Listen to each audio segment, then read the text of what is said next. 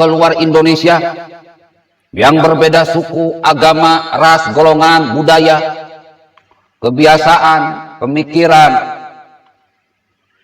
Mudah-mudahan kita semua pada kesempatan ini dalam kondisi sehat walafiat. Yang sakit semoga segera disembuhkan dari penyakit. Mudah-mudahan kita pun semua sekarang dalam keadaan bahagia, dompetnya penuh, rekeningnya penuh, cicilannya hilang.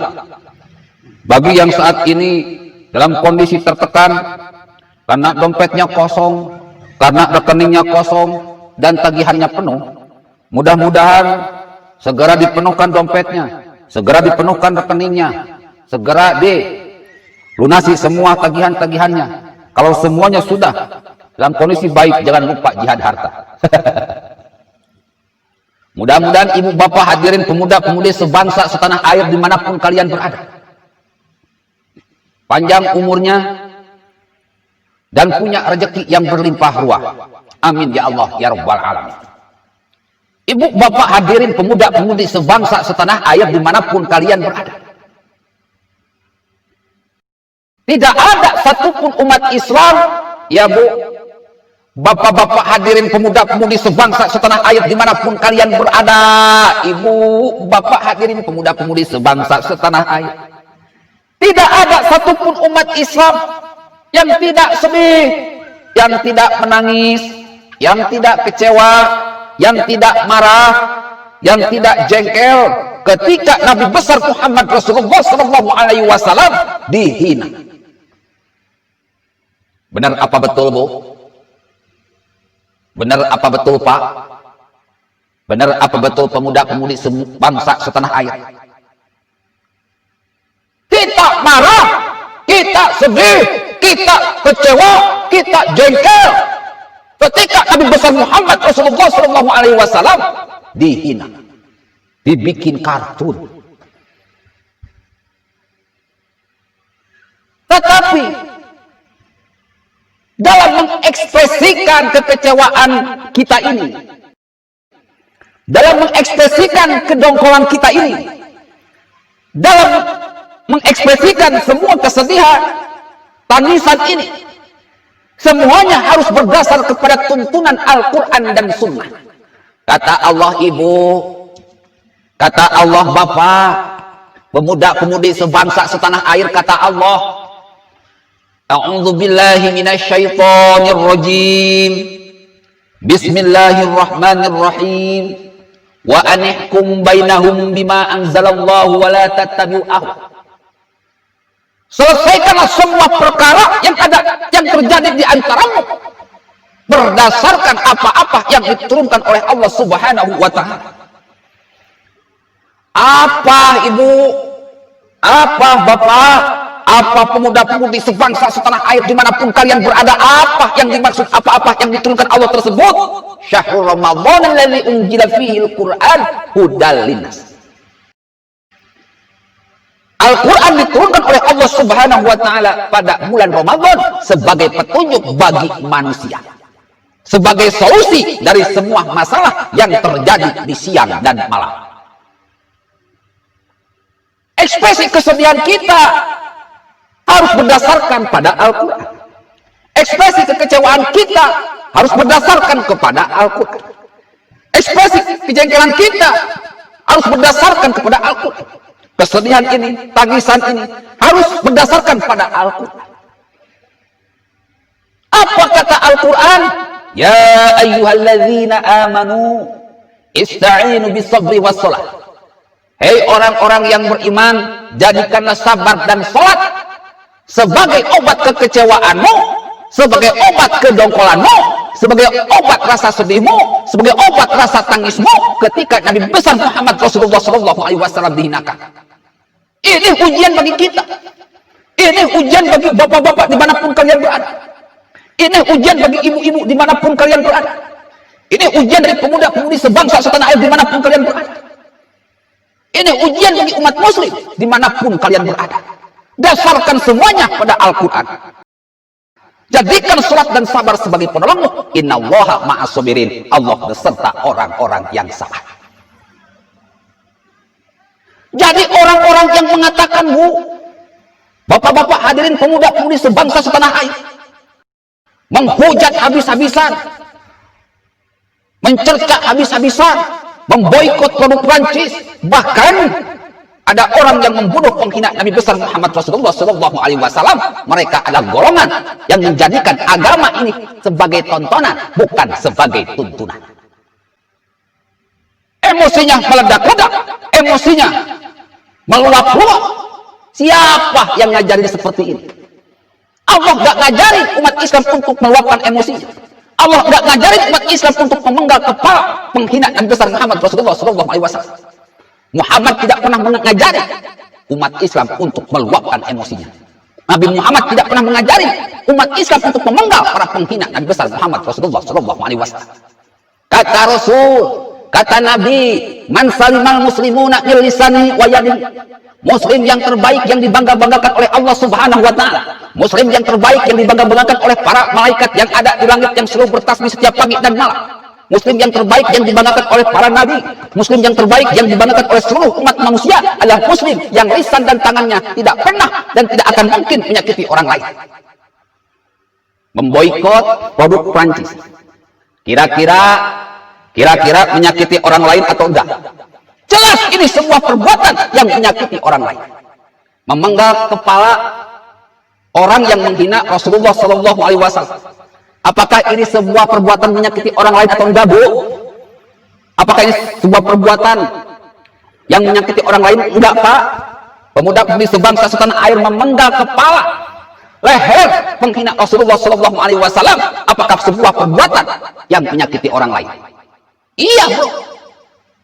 Kalau kalian melakukan hal itu, boikot dan pemenggalan itu, dasar hukumnya apa? Al-Quran surat-surat berapa? Ayat berapa? Juz berapa? Hadis-hadis apa? Kok sampai tega-teganya melakukan boikot dan pemenggalan leher para penghina Nabi besar Muhammad Rasulullah Shallallahu Alaihi Wasallam? Sementara dalam Al-Quran sudah jelas perintahnya untuk menjadikan sabar dan salat sebagai penolong, sebagai solusi dari semua masalah. Sesungguhnya Allah beserta orang-orang yang sabar. Dan sudah jelas Rasulullah Shallallahu Alaihi Wasallam pun dengan nyata dan terang bahwa Muslim yang terbaik adalah Muslim yang lisan dan tangannya tidak menyakiti orang lain. Ustadz Somad dan umatnya ini memang dari sejak 2015 sampai saat ini tangan dan mulutnya itu sering menyakiti orang lain. Jadi mereka ini sudah terbiasa menyakiti orang lain. Saya sudah menduga, saya bisa menyimpulkan bahwa orang-orang seperti ini. Saya mau tanya kepada Bapak Ibu hadirin pemuda-pemudi sebangsa setanah air. Apakah yakin mereka ini UAS dan kawan-kawan ini, UAS dan para pendukung ini adalah hamba Allah Subhanahu wa taala? Hatinya selalu berbuat zalim, pemikiran mereka selalu berbuat zalim, lisan mereka selalu berbuat zalim, perbuatan mereka selalu berbuat zalim. Qalu ataj'alu fiha may yufsidu fiha wa yasfiku dima. Selalu bikin kerusakan hati, pemikiran, lisan dan perbuatan, melakukan pemboikotan kalau saat ini, mendukung para pembunuh, penghina Nabi, dan selalu ingin bermusuhan, berperang, bertumpah darah. Na'udzubillah, summa na'udzubillah. Yang seperti inikah hamba Allah Subhanahu wa taala? Kata Allah, wa minan nasi may yaqulu amanna billahi wa bil yaumil akhir wa ma hum bimumin. Banyak orang yang mengaku beriman kepada Allah dan hari akhirat, tetapi sesungguhnya mereka bukan orang-orang yang beriman. Kenapa? Karena hati mereka jahat, pemikiran mereka jahat, lisan mereka jahat, perbuatan mereka jahat. Ala la'natullah 'alal dzalimin. Allah melaknat orang-orang yang jahat. Ustaz Somad dan kawan-kawan ini, apa yakin merupakan umat Nabi besar Muhammad Rasulullah Shallallahu Alaihi Wasallam? Padahal dengan terang Nabi besar Muhammad Rasulullah Shallallahu Alaihi Wasallam ini berkata, bersabda, man salimal muslimuna min lisani wa yadihi. Umatku adalah yang lisan dan tangannya tidak menyakiti orang lain. Kapan Nabi besar Muhammad Rasulullah Shallallahu Alaihi Wasallam menyakiti orang lain? Kapan Nabi besar Muhammad Rasulullah Shallallahu Alaihi Wasallam lisannya menyakiti orang lain?